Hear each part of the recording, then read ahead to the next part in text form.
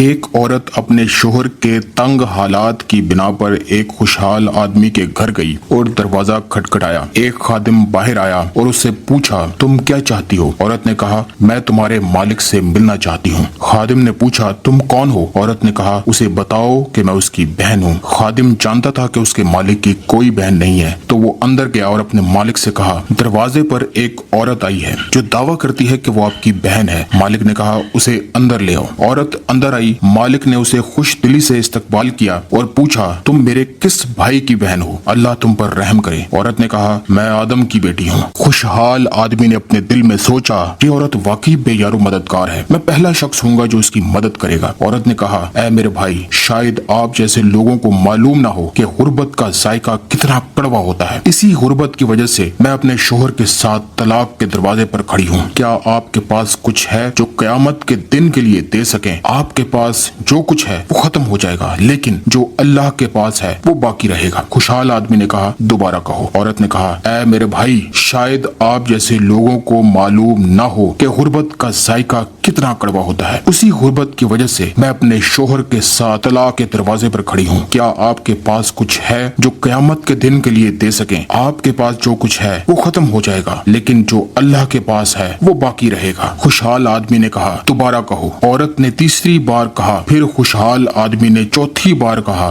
دوبارہ کہو۔